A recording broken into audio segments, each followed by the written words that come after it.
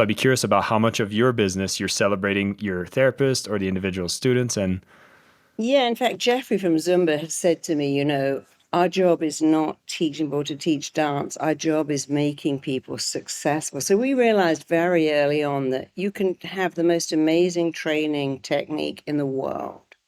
If someone doesn't know who you are, where you are, and what you can do, then that's a great shame. And therapists are often not good marketers because they're therapists. They've got that real heart for caring. They care about people. They want to make a difference. They're such good people.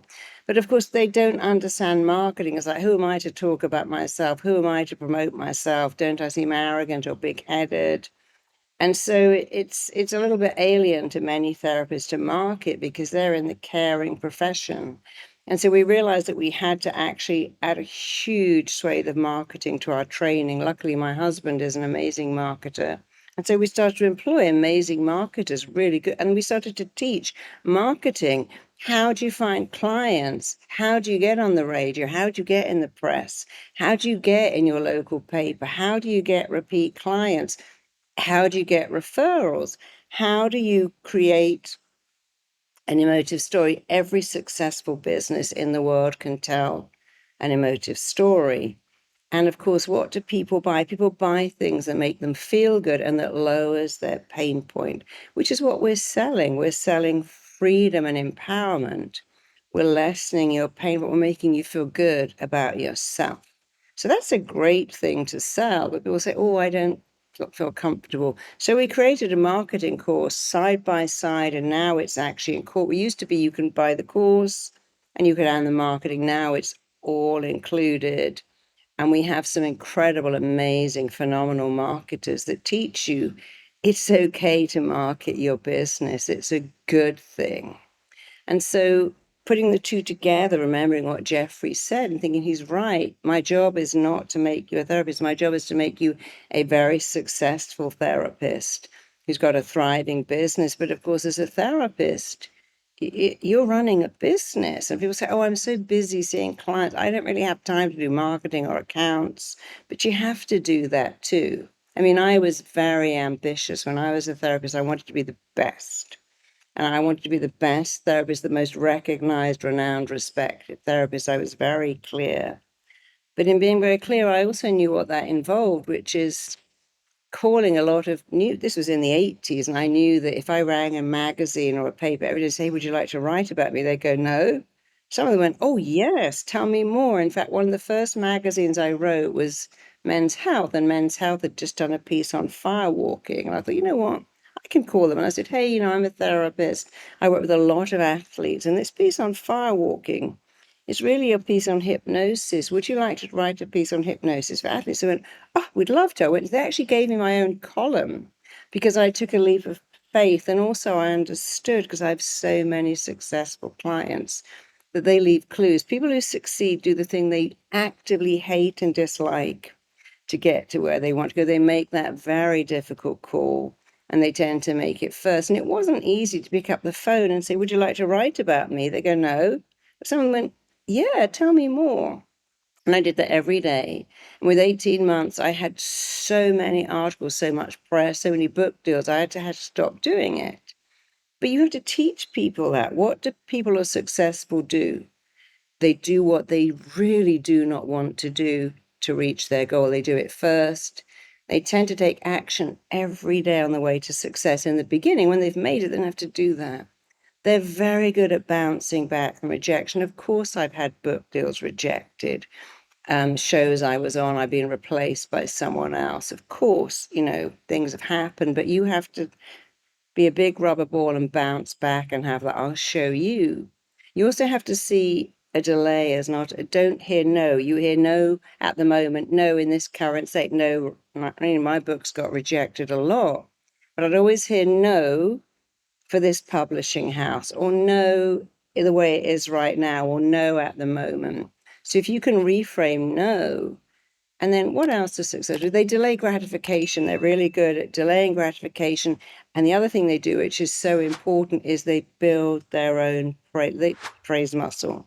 They develop the art of praising themselves. Because in a world where you work for yourself, I work for myself, we don't have a boss going, well done. You know, today, what I noticed you did, and I thought that was so amazing. And if you did this, we don't have anyone building our praise muscle. And you know, if you don't build a muscle, it withers away.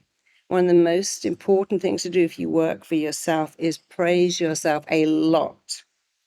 Tell yourself you go, but tell other people too, hey, I'm the best, you know, I'm the best in my field, or I'm one of the most successful. I am, you know, if I took my kid to a private school or a private doctor, I say, you're any good? They go, good. You're paying for the best. We are the best school. This is the best hospital. You know, I got run over last year in London and I was taken by ambulance, a very nice hospital. And they said, have you got insurance? I said, yes. They went, good. This is the worst fracture we've ever seen. You need someone who only works below the knee. This guy said, I don't want to touch your leg. And so I rang around and I found this guy and he said, I am the best. And he'd operate on my foot. And I was so pleased. I didn't go, oh, he's a bit big-headed. I don't want to go to him. I thought, he's the best. That's where I'm going. I got transferred to his hospital. I had to go where he was. He didn't come to me. I said, well, he's at this hospital. I had to get an ambulance and go there. And he certainly was the best. He was amazing. But, you know, we like the best. The best. If you're ill or you're putting your kid through school or you've got an investigation by the IRS, you want the best accountant, the best doctor, the best teacher. It's very reassuring. So why can't we say, I'm glad you came to me because I'm the best. I'm glad you sought me out because I am super qualified to help you. So this art of saying, I'm really good. After all, we're all given a skill. The universe gives everyone something. And our job is to find out what we're good at, really develop it or amazing at it, and then learn to market it. That's your job. You know, Ed Sheeran wasn't supposed to be a plumber. Adele wasn't supposed to be a nail technician. You get a gift, learn the art of being even better at your gift, and then learn the art of marketing your gift, and also learn the art of saying to people, I am really good. You know, there's a great story I love about Celine Dion, who I think at 14 I sent an audio cassette. I believe it was to Sony, but it could have been a different company. And she didn't hear back. And so she called them and said, hey, have you played my music? We didn't like it. And she said, you haven't played it. If you had played my music, you could never say those words. We don't like it. And there was something in her voice that they found so shocking. Her sense of unshakable certainty that you haven't played it. That they said, send it again. And she did, and she got signed. But you see, she could say, you haven't played it. And some people have that. They can say, you know, someone said to Meryl Streep, Meryl, you'll never make it in this town because you're not beautiful. And she said, that's your opinion, but I can get another opinion because I'm not acting because I'm beautiful. I'm acting because I have the art of being an actress. And actually, when she was in Out of Africa, she looked very beautiful. And Robert Redford washing her hair in the bath, she looked stunning. But when she played Margaret Thatcher and the girl whose baby was killed by a dingo, it didn't require beauty, it required a talent. So the ability to say, I won't let that in. We all hear people say, you're rubbish, I don't like you. I mean, when you write a book, I've written 7 best-selling books. Some people say, I hate this book. I also hate the writer. Who does she think she is? But you have to say, am I going to let that in? I find what helps is thinking, who wakes up and says, my life is so great, I'm going to go online and savage that Marisa Peer. I'm going to go online and diminish that Jason. You know, people are happy by nature, very benevolent. And critical people have the most criticism reserved for themselves, and they reflect that out. Nobody wakes up and says, my life's amazing, let me diminish someone.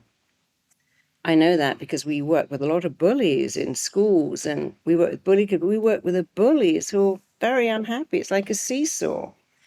Here's me and here's you, and I know that you're equal to me, and you know that I'm equal to you. But if you thought I wasn't, you weren't.